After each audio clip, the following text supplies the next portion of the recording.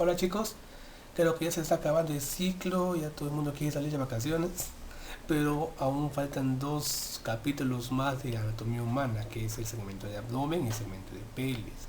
Y a pedido de muchos estudiantes que siempre escriban al inbox, igual que el jefe, también me ha pedido que haga una especie de repaso, es decir, como una especie de resolución de preguntas más frecuentes acerca de este segmento.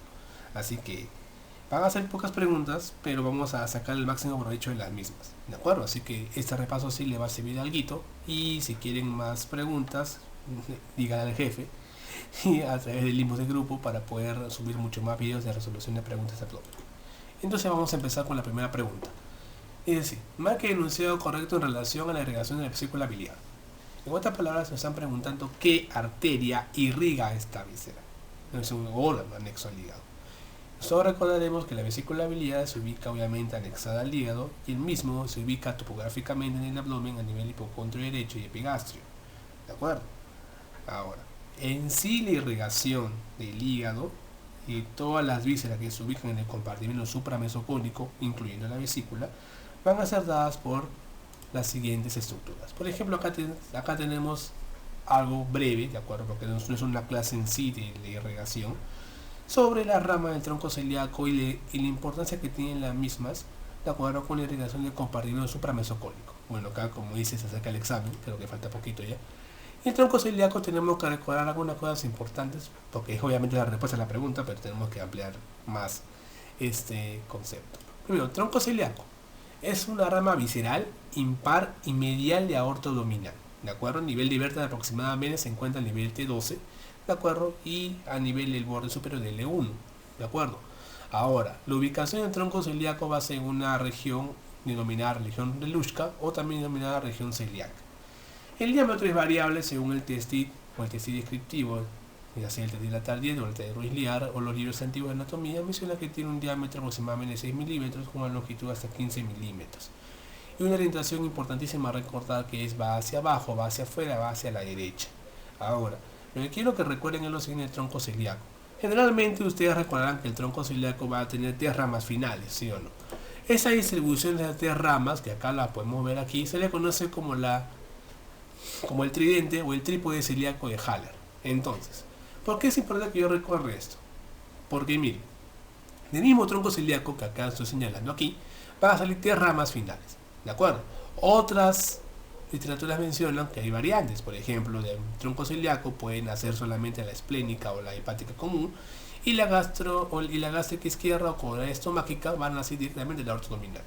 Son varias variantes que puede haber del tronco celíaco, pero la más común es que salga en forma de tridente, en forma de trípode. ¿De acuerdo? Ahora, en la región celíaca, que es donde se ubica el tronco celíaco, tenemos que recordar lo siguiente.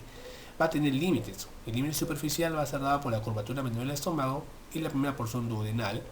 Un límite anterior es decir por encima, cubierto por el epífilo menor, ¿de acuerdo? O gastrohepático, ¿de acuerdo? El límite posterior va a ser dado por el lóbulo de Spiegel, ¿de acuerdo? Que viene a ser el lóbulo caudado del primer segmento hepático, ¿de acuerdo? Y el límite profundo va a ser aproximadamente la cara anterior de los cuerpos vertebrales, de la T9 hasta la T12 y la primera vértebra lumbar. Ahora, ¿por qué es importante la región celíaca? Por lo siguiente, porque va a coger el tronco celíaco y va a coger 2 asas importantes, el asa medular de Reisbach y el asa de Lange-Lamstein. Ahora, ¿por qué es importante mencionar esas 2 asas? Ustedes recordarán principalmente que la más conocida, ya sea la de Reisbach, que iba a estar formada por el ganglio celíaco, ¿de acuerdo? Que tiene a su vez 2 cuernos, un cuerno lateral y un cuerno medial. En el cuerno medial, ¿quién recibe? ¿Se acuerdan, chicos? Reciben a la rama celíaca del vago, ¿sí? El nervio de la tarjeta. ¿Se acuerdan? Y el cuerno lateral recibe el nervio esplénico mayor, que viene a ser una rama simpática de la cadena simpática paravertebral por porción torácica. ¿De acuerdo? Entonces, ambos nervios van a unirse a ambos cuernos del ganglio celíaco, ¿de acuerdo? Y van a formar el asa femoral de Reisbach. Ahora, ¿cuántos ganglios celíacos tenemos? Tenemos 2, que van a estar obviamente a la derecha y a la izquierda del tronco celíaco, ¿de acuerdo? El asa femoral de Reisbach viene a ser formado por la unión de ambos nervios que ya le mencioné, pero del ganglio celíaco derecho. En cambio, el asa y Lange-Lamstein viene a ser lo mismo, pero con el ganglio celíaco izquierdo, ¿de acuerdo? Viene a ser su otro nombre, también se le conoce este asa y Lange-Lamstein como el asa accesoria de Reisbach. Ahora, ¿Cuál es importante de eso? Las ramas del tronco celíaco. Acá está esquematizado el trípode celíaco de Haller con la distribución de las tres ramas conocidas del tronco celíaco, que viene a ser la gástrica izquierda, también llamada coronaria estomáquica, la hepática común y la esplénica. A ver, como no es una clase en sí de angiología de supravesocólico, ya que hay mucho más slides que tengo ahí guardados, vamos a hablar a grosso modo de esas arterias. ¿De acuerdo? A ver, la gástrica izquierda, ¿de acuerdo? Tiene una particularidad, va a ser una rama que va a nacer del tronco celíaco y ustedes pueden verla acá, es una rama que va en una dirección hacia arriba, hacia la izquierda y luego se hace descendente, ¿de acuerdo? Formando como un ojal. La gástrica izquierda va a ser su territorio de irrigación, principalmente la curvatura menor del estómago, ¿de acuerdo? En su porción superior. ¿Qué más va a irrigar? Va a irrigar la parte del caries y la parte del esófago distal. Es el territorio de irrigación de gástrica izquierda. ¿Con quién se van a anastomosar? Con la pilórica o gástrica derecha, que previene de dónde? De la hepática propia. ¿De acuerdo? Y van a formar una anastomosis a nivel de la curvatura menor del estómago. ¿Ya? ¿Con qué se va a relacionar esa gástrica izquierda? Fácil, con el epiplón menor que la va a cubrir. Y a su vez se va a relacionar con un grupo ganglionar. A ese nivel la gástrica izquierda se ubica en su porción más superior con el grupo ganglionar número 1, que es el paracardial derecho, y con el grupo ganglionar número 3, que es justo en su segmento descendente, que es el grupo ganglionar de la curvatura menor del estómago. ¿De acuerdo? Esa es la importancia que tiene la gástrica izquierda. ¿Ya? Segundo, la hepática común. La hepática común, obviamente, su mismo nombre lo dice, va hacia el hígado, ¿de acuerdo? Y cuando va hacia el hígado, ¿de acuerdo? Va a nivel cerca, ojo, a la primera porción del duodeno da la arteria gastroduodenal. Cuando da la arteria gastroduodenal, deja de llamarse hepática común y se convierte en arteria hepática propia o hepática propiamente dicha. Esa arteria hepática propia va a formar parte del pedículo hepático, se va a ubicar en la pars vascular del epiplón menor, ¿de acuerdo? Junto con qué estructuras, con el conducto colédoco y con la vena porta. Y van a formar el pedículo hepático. Ahora, esta hepática propia va a ascender hacia el hígado, ¿de acuerdo? Como parte del pedículo hepático, aparte del hilio hepático, y va a dividirse en dos ramas, una rama derecha y una rama izquierda, que a su vez se van a subdividir en múltiples ramas más para darle irrigación a todo lo que son los lóbulos derecho y el hígado derecho, izquierdo y el hígado respectivamente. Pero ¿cuál es la importancia de esta arteria hepática propia? Que la hepática propia, su rama derecha me da la arteria cística, y la arteria cística, ustedes recordarán, va a irrigar ¿qué cosa? La vesícula biliar. Por lo tanto, la arteria cística, ¿de cuál es rama? Es la rama derecha de hepática propia, y a su vez la hepática propia viene de la hepática común, después a la gastroduodenal, y la hepática común viene del tronco celíaco. Listo. Ahora, cabe resaltar que la última rama, que viene a ser la de mayor calibre de las tres, y la más tortuosa, viene a ser la arteria esplénica. La arteria esplénica obviamente va a nacer del tronco celíaco, ¿de acuerdo? Y va a tener un texto particular. Va a descender hasta nivel incisura angularis, que ustedes recordarán que la incisura angularis viene a ser la unión de la porción descendente y la porción horizontal de la curvatura menor del estómago, ¿de acuerdo? Y a ese nivel se hace posterior. ¿Por qué se hace posterior? Porque justo ahí, en la de la cara posterior del estómago, ¿quién está, chicos? Es el páncreas. Entonces la arteria esplénica va a tener un trayecto tortuoso. ¿Por qué? Porque va a seguir el borde superior del cuerpo del páncreas, ¿de acuerdo? Y su borde del páncreas en su borde superior es todos dos. Por ese motivo también tiene esa tortuosidad la arteria esplénica. La arteria esplénica sigue ese trayecto, ¿de acuerdo? Luego llega a la cola y sale a nivel de la curvatura mayor del estómago, ¿de acuerdo? Y cuando sale, da la arteria gástrica, sale por ese nivel y se va hacia el vaso. Ahora, ¿cuáles van a ser las ramas esplénicas? Vamos por partes. Cuando nace, ¿de acuerdo? Se basa en el parangularis y da ahí la gástrica posterior, que es una rama inconstante, ¿de acuerdo? Que se van a asomozar con la gástrica izquierda. ¿Ya? Eso sí, cuando existe la gástrica posterior es por rama esplénica, que es inconstante. Luego, cuando va al páncreas, al cuerpo del páncreas o borde superior, va a dar tres ramas importantes: la pancreática dorsal, la pancreática magna, ¿de acuerdo? Y las pancreáticas caudales. Pancreáticas caudales, no pancreáticas caudales, porque son varias, ¿de acuerdo? Una vez que abandona la cola del páncreas y va a la curvatura mayor, como ya les dije, da dos ramas al nivel estómago: las arterias gástricas cortas, que van a irrigar el fondo gástrico, y la arteria gastroepiploica izquierda o gastroornamental izquierda, ¿de acuerdo? Es importante que recuerden. Y cuando llega al vaso, acá hay variantes, pero lo más común es que dé tres ramas: una polar superior, una polar inferior y una corporal media. O sea, hay un tronco común, nacen 3 ramas que van a ir al vaso. ¿De acuerdo? Eso quiero que recuerden muy bien. Ahora, ¿por qué digo que iba lenta? Porque puede haber 5 ramas, 6 ramas, 4 ramas, pero lo más común es zigzag esas 3 ramas. Ahora, esa es la importancia que hay del tronco celíaco. Por lo tanto, ustedes pueden ver más o menos todo lo que hemos hablado, a grosso modo, de manera de resumen, que el tronco celíaco quiere irrigar vesícula, hígado, páncreas, vaso, estómago, parte del estómago, entonces, y esófago abdominal. Entonces, por esa importancia del tronco celíaco como principal arteria que va a dar la irrigación en todo el compartimento supramesocólico, en las vísceras, ese nivel. Ahora, aparte más quiero que recuerden es que algunas ramas son inconstantes en el tronco celíaco. Por ejemplo, existe una arteriola innominada o arteria ilúxica que va a irrigar básicamente los ganglios celíacos o ganglios solares, que van a formar parte del plexo solar o plexo celíaco y la salsa memoria de Reisman y Laverstein. Entonces eso quiero que recuerden, arteriola innominada. ¿De acuerdo? Si no existe esta arteriola innominada, hay múltiples ramos que nacen en el tronco celíaco como ramos ganglionales que van al ganglio celíaco. Luego, tenemos una hepática accesoria. Esa hepática accesoria aparece más o menos en el 2% de los casos, de acuerdo reportado en el Testula Tardieu. Pero lo que quiero que recuerden es que cuando se la hepática accesoria, generalmente en la gástrica izquierda no nace el tronco celíaco, sino nace directamente de aorta abdominal.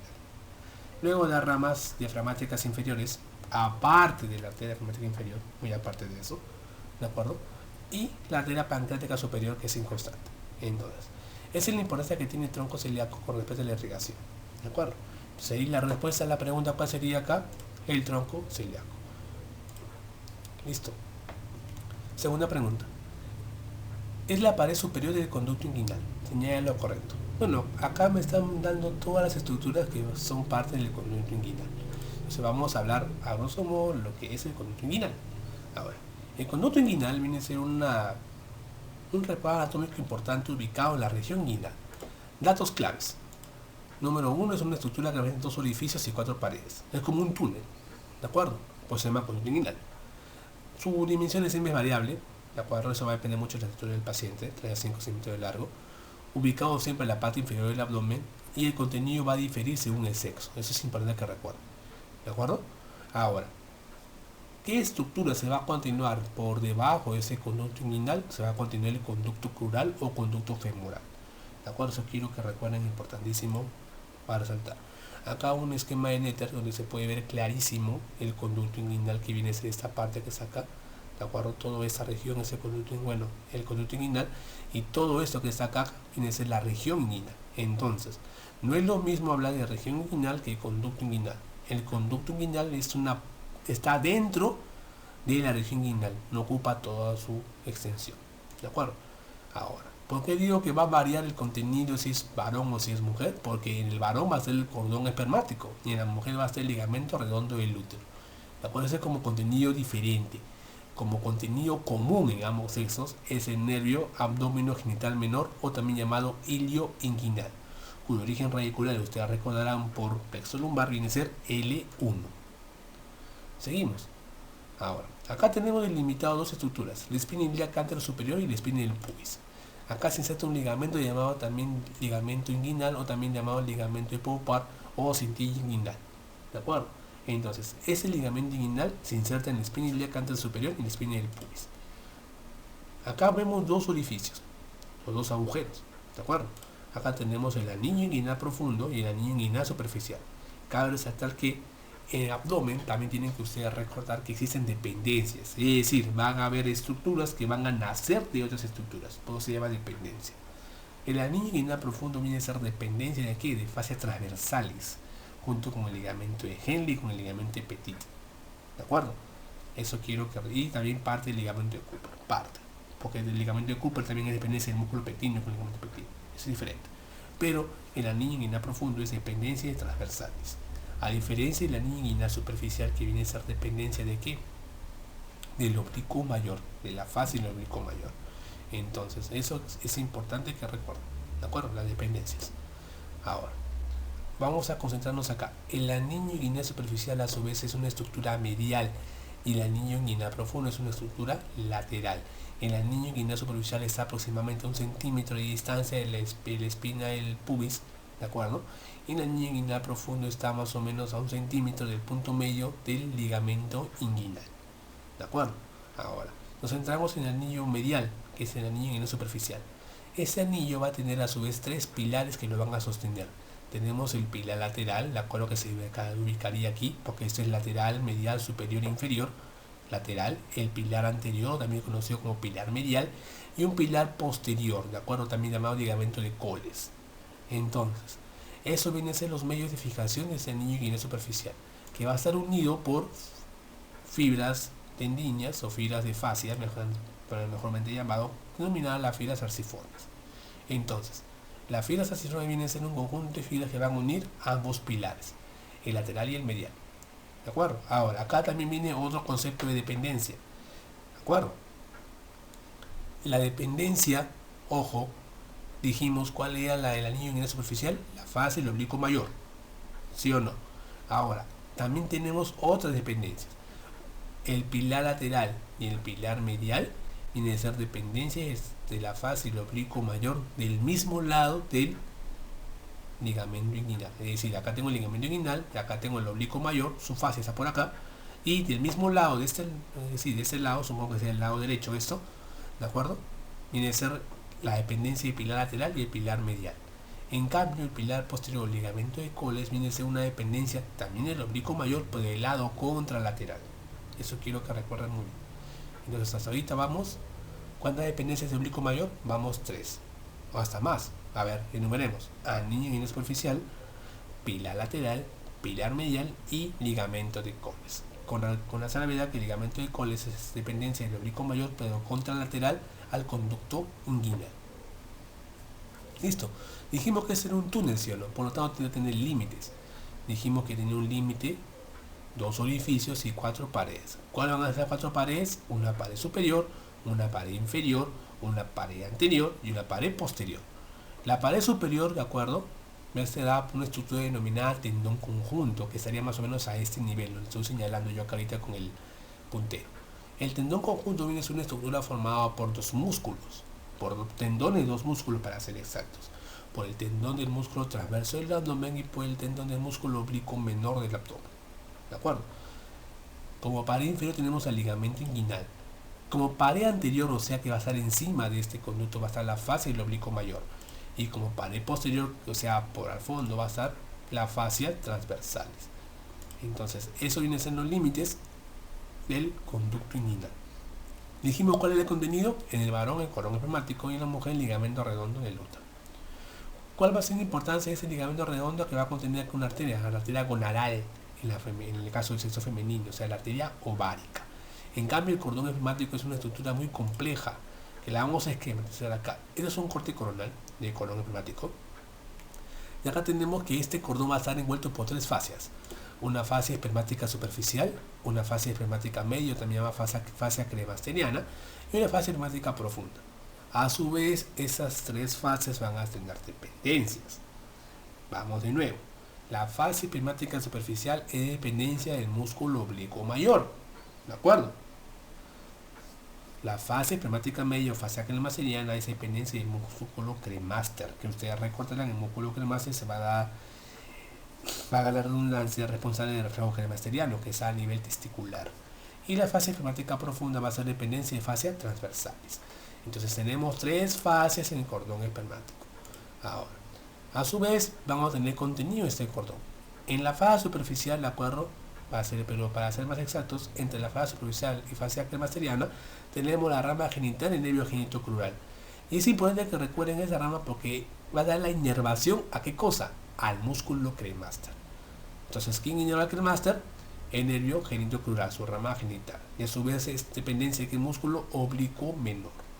Seguimos. Acá tenemos una arteria funicular. La arteria funicular viene a ser rama de la arteria epigástrica inferior. Esta funicular va a irrigar al músculo cremaster. Por lo tanto, el músculo cremaster es irrigado por la funicular, rama de epigástrica inferior, e inervado, por la rama genital, el nervio genitocrural. Ahora, acá viene lo importante. Dentro del cordón espermático tenemos la arteria gonadal, en este caso para el varón, la arteria testicular. ¿De acuerdo? Esta arteria testicular, al igual que su contraparte femenina, va a nacer de aorta abdominal. ¿De acuerdo? Listo. Ahora, a su vez acá tenemos otra estructura importante, ¿de acuerdo? Que viene a ser la continuación de la cola de epidimo, ¿de acuerdo? Que viene a ser el conducto deferente, justo con su arteria que está pegadita a él, que es la arteria diferencial. La arteria diferencial viene a ser rama de la arteria vesical inferior, ¿de acuerdo? O, si quieren leer literatura antigua, del tronco vésico prostato diferencial, que lo menciona muy bien el Testilleco y lo menciona muy bien el Testilactarjet. Entonces, ese tronco vésico prostato diferencial da ¿cuántas ramas? 3. Vesical inferior, la arteria prostática y la arteria diferencial. En cambio, ustedes leen otra literatura, van a ver que la arteria diferencial viene a ser rama de la arteria vesical inferior, lo cual también es válido. ¿De acuerdo? Así que esas dos cosas aquí lo que recuerdo. A su vez también dijimos, bueno, en la clase de cuello, que toda inervación simpática o autonómica está acompañada de las arterias. Por lo tanto, acá tenemos plexos simpáticos, en este caso plexo simpático testicular, ¿de acuerdo? Que va a estar obviamente transportado por la arteria gonadal o testicular en el varón, que va a dar la inervación simpática a ese nivel. ¿De acuerdo? Que es importante sobre todo para lo que es el mecanismo de erección. ¿De acuerdo? Ahora, a nivel pineal, obviamente. Entonces, acá tenemos los ramas simpáticos y parasimpáticos que van a dar importantísimo a ese nivel. Y por último, acá tenemos que mencionar que también, aparte de los ganglios que también podemos ubicar en dicho nivel, van a estar plexos venosos importantes. Por ejemplo, el plexo venoso espermático anterior, conocido como plexo pampiniforme, y el plexo venoso espermático posterior, que no tiene ni un nombre particular. Entonces, todo eso que está acá es territorio de cordón espermático, o sea, contenido para la redundancia. Entonces, tenemos una envoltura, que son las 3 fases espermáticas, superficial, media y profunda, que ya dijimos las dependencias, y tenemos un contenido, ¿de acuerdo?, que va a ser de superficial a profundo, a nivel nervioso, la rama genital genitocrural, la arteria funicular y todo el contenido profundo que ya hemos mencionado hace unos segundos. Entonces, todo eso viene a ser el conducto inguinal con su contenido importante en el varón, que es el cordón espermático. Por lo tanto, acá viene la respuesta. Tendón conjunto, para el superior, sí es. Ligamento de género no tiene nada que ver porque hay dependencia de transversales, fallas transversales para el posterior y no tiene nada que ver con esto. Aponeroso y el oblicuo mayor o fase del oblicuo mayor es pared anterior, va a estar por encima. Y ligamento de Cole dijimos que era el pilar posterior del anillo inguinal superficial. Por lo tanto, acá la respuesta sería tendón conjunto. 3. Marque el enunciado correcto sobre el músculo cremaster. Dijimos que el cremaster, bueno, viene a ser un músculo que viene a ser dependencia de ¿qué? Del oblicuo menor. Entonces la alternativa A la descartamos. ¿Es inervado por el génito femoral o génito crural? Sí. ¿Está presente en las mujeres? No. El reflejo cremaster es únicamente en el varón. 4. ¿Es irrigado por la arteria espermática? No, por la arteria funicular, rama epigástrica inferior. 5. ¿Parte de sus fibras depende del oblicuo mayor? No, era el oblicuo menor. Por lo tanto, acá la respuesta ¿cuál es? La número B, o sea, la letra B en este caso. 4. El límite lateral del triángulo de Hesselbach está dado por... Uy, acá es interesante. ¿Por qué? El triángulo de Hesselbach, ojo, ya para resolver la pregunta, creo que es la última de este mini repaso. Si quieren más, obviamente solicitan al grupo. No hay problema, se le puede facilitar la resolución completa. Entonces, porque tenemos que hablar de Hesselbach acá. Porque Hesselbach está íntimamente relacionado con las hernias. Ojo, entonces las hernias en este caso viene a ser dada por un fundamento anatómico, que viene a ser la salida de contenido intraabdominal, generalmente, ojo, a través de un orificio natural. O sea, puede salir la hernia, puede protruir por pared abdominal, porque hay una debilidad a ese nivel. Generalmente es un defecto congénito versus un defecto adquirido. Eso sí es importante que recuerden. Ahora, hablando de la pregunta en sí, acá tenemos el triángulo de Hesselbach. Dicho triángulo tiene a su vez límites. Un límite inferior, un límite medial y un límite lateral. Que justo acá está la respuesta. Luego vamos a verlo acá. El límite inferior es por el ligamento inguinal. El límite medial viene a ser por el borde lateral del estuche de los rectos, y el límite lateral, de acuerdo, viene a ser por los vasos epigástricos inferiores. De acuerdo, es importante que ustedes recuerden eso. Y el piso de las fajas transversales. Ahora, a manera de recordarles, la arteria epigástrica inferior, ¿rama de quién es? A ver, ¿Se acuerdan ustedes que hay una ilíaca interna y una arteria ilíaca externa? De la ilíaca externa es rama la epigástrica inferior. Si tenemos epigástricas, ¿qué quiere decir el nombre? Para ya repasar otros temas. Que hay varias arterias epigástricas. Superior, que es rama de quién? De mamaria interna, rama terminal. ¿Se acuerdan? El inferior es rama de quién? De ilíaca externa. ¿De acuerdo? Y la epigástrica superficial, ustedes recordarán rama de quién es, de femoral o femoral superficial. ¿De acuerdo? ¿Qué irrigan esas tres arterias? Todo lo que es pared abdominal, pared anterior. Ojo, si me preguntaran a mí, para salir un poco de la pregunta, porque ya tenemos la respuesta, pero de manera de repaso a otros temas. ¿Qué me irriga la pared abdominal? Entonces yo tengo que concentrarme en las epigástricas. 1. Superior, inferior y superficial. Superior e inferior van a nivel de musculatura. Ojo, ¿de acuerdo? A nivel de musculatura. Todo lo que es medial, estuche recto, esa cosa, todo me irriga superior e inferior. Superficial me irriga las fascias. Tenemos dos fases, ¿se acuerdan? Camper y Scarpa. ¿Cuál era la vascularizada? La Camper. Tenía más grasa, es más superficial y más vascularizada. En cambio, Scarpa era más fibrosa, menos grasa y ya vascular. Entonces, eso es lo importante que recuerdo. Ahora, ¿qué más estaría aquí cuando yo hablo de qué? De irrigación de pared abdominal, aparte de las epigástricas? Las circunflejas ilíacas, ¿sí? Circunfleja ilíaca superficial, circunfleja ilíaca profunda. ¿Qué más sería acá? Las intercostales, que es de las últimas, porque ustedes recordarán que el abdomen inicia cuando a nivel de diafragma, cuando pasa el diafragma, obviamente acá a nivel de abdomen profundo, pero a nivel de abdomen superficial básicamente cuando está por debajo del borde subcostal, todo eso es la región abdominal. Entonces acá tenemos que hablar de las intercostales, generalmente las tres últimas.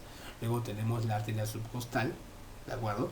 Y por último tenemos que hablar también de las arterias lumbares, porque la parte posterior del abdomen, de pared posterior, va a ser irrigada por las arterias lumbares.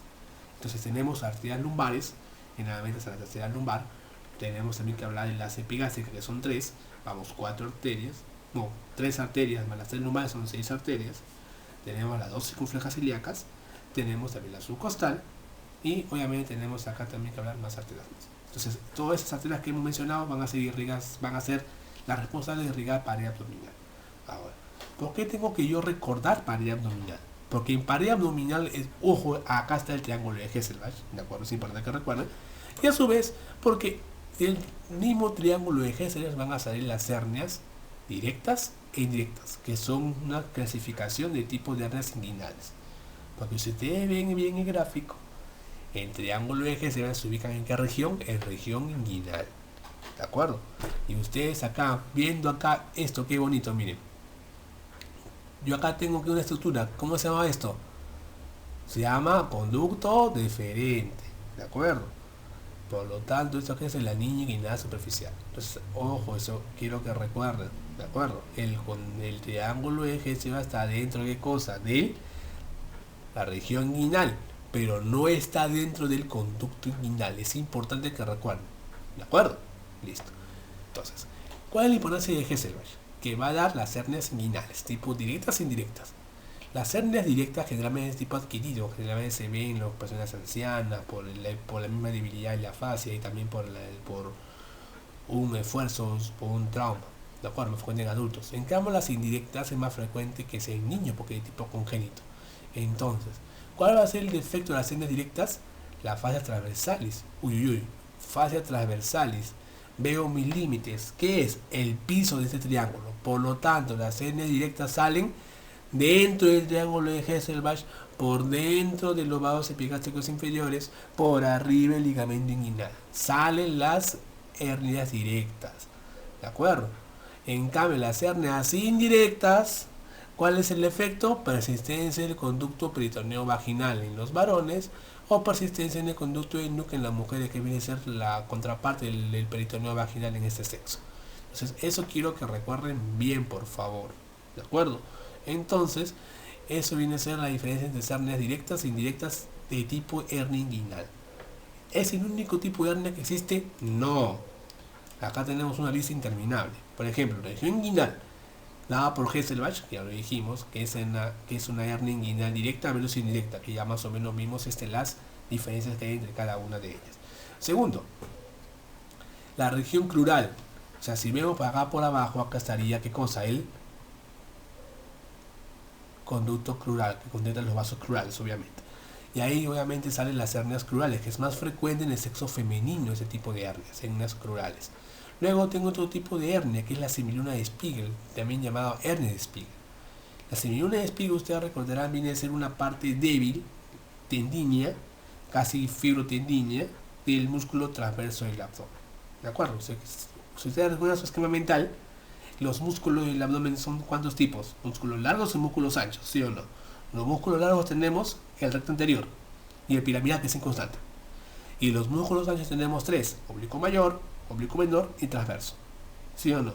El oblicuo mayor, ¿cuál era la característica importante? Que casi en todo su trayecto solo la parte superior es músculo, todo lo que viene por la parte inferior, que es fascia. El oblicuo menor casi todo es músculo, y el transverso del abdomen, la mitad es músculo y la otra mitad es fascia, y esa mitad que es fascia es la semiluna de Spiegel, o sea, la hernia de Spiegel. Entonces eso es importante que recuerden. A nivel posterior tenemos dos reparos importantes que tienen que recordar: el triángulo de Petit y el cuadrilátero de Grinfeld. ¿Por qué es importante esto? Porque dentro del cuadrilátero de Grinfeld salen las hernias lumbares superiores y Petit, hernia lumbar inferior. ¿De acuerdo? ¿Se acuerdan cuál es el límite de Petit? Cresta ilíaca, dorsal ancho y oblicuo mayor. Contenido del oblicuo menor en el transverso del abdomen. Y Grinfeld, ¿cuál era? ¿Se acuerdan? En serrato menor posterior inferior.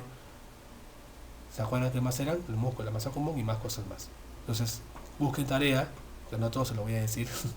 Grinfeld, ¿de acuerdo? ¿Cuáles son los límites de Grinfeld? ¿Ya? Pero Petit es fácil de recordar. ¿Ya? No suele preguntar mucho los límites de Grinfeld, pero sí me preguntan cuál es el límite superior, que es el, si mal no recuerdo, es el serrato menor posterior inferior. Es lo que me preguntan. ¿Ya? Pero para manera de que ustedes tengan un poco más de cultura, por decirlo así, busquen a Grinfeld. Ahora, hay otro tipo más de hernias que tienen que recordar. Las hernias umbilicales, que generalmente salen por cicatriz umbilical, que es rarísimo, y la debilidad en la línea alba, que salen las hernias epigásticas. Entonces, básicamente todos esos puntos a nivel de abdomen, a nivel de pared para ser exactos, son puntos de debilidad. ¿Pueden haber otros puntos de debilidad profundos? Claro que sí. Si se debilita el diafragma, tenemos las hernias diafragmáticas. De acuerdo, que son efectos congénitos a nivel que generalmente nacen con problemas en los primeros días de vida.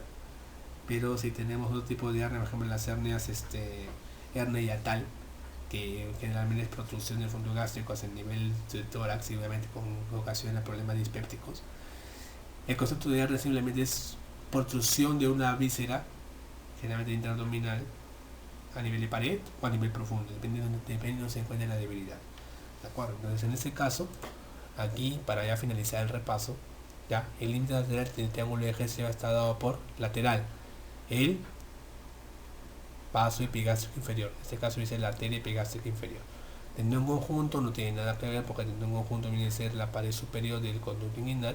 Ligamento de Henle viene a ser una dependencia de transversalis, no tiene absolutamente nada que ver, acá igualito.